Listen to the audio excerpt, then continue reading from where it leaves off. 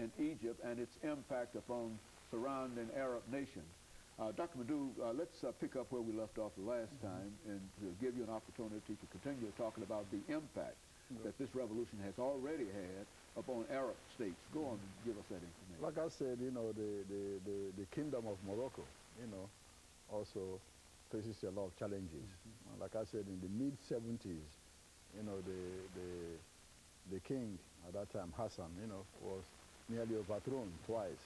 The first time in 71, having his birthday at his seaside palace, soldiers burst in there to assassinate him. Over 100 were killed. He miraculously escaped.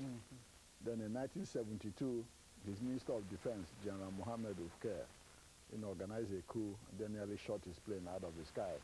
He miraculously escaped and had everybody executed, you know. So there has been opposition to the regime, you know, in Morocco for a long time. So even when the son came in, you know, King Mohammed VI, in 1999, he made some cosmetic changes, you know what I mean? Here he released some political prisoners and you know it. But still, underneath, people want, you know, complete reform. They want a constitutional monarchy instead of an absolute monarchy like you have there now. Corruption, you know, bring people to book. About the king spends about $750,000 a day to maintain his residences. Okay, for such a country, yeah, think about that. Yes, a day to maintain the royal palaces and households and concubines and you name it. You know. Now you move over to Syria, the same. Syria has been under the rule of one family since about 1971. Hafez al-Assad, the father of the current president, you know, came to power through a coup in 71. He was there till he died in 2000. When he died in 2000, he handed over to his son, Bashar al-Assad, as president. Bashar is still in power now.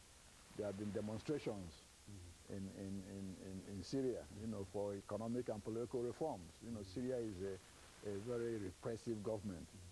Syria is one place, you know, I think some profound might happen. Though Assad's family has been there from 71, you know, through a repressive political apparatus, but they are running a minority regime. In Islam, you know, you have different sects. The Assad family comes from the Alawite sect, which is a syncretic form of Islam. The majority, you know, of Syrians are Sunni. In fact, in 1982, a Sunni, you know, Islamic movement, you know, started a rebellion in the city of Hama. Over 10,000 were slaughtered, according to reports, in a few days by Assad soldiers to crush that Sunni movement. So that group is now reorganizing, you know, again, you know, to try and remove the government of Assad and his family. So that's a place to watch. In Bahrain, you know, Bahrain is one that is causing the U.S. government a lot of problems now. Bahrain is the headquarters of the U.S. Fifth Fleet in the Mediterranean, you know, and so it threatens America's interests, what happens there. The problem, or what makes Bahrain's case interesting, is Bahrain is also a minority-ruled government. The royal family, the caliphs, you know, are Sunnis, but the majority of Bahrainis are Shiites, the same kind of Islam you have in Iran. So it makes it very difficult, you know, for them to retain power outside using repressive measures, because the majority, even if there's democratic vote, they're out. Exactly, the Shiites will still vote them out.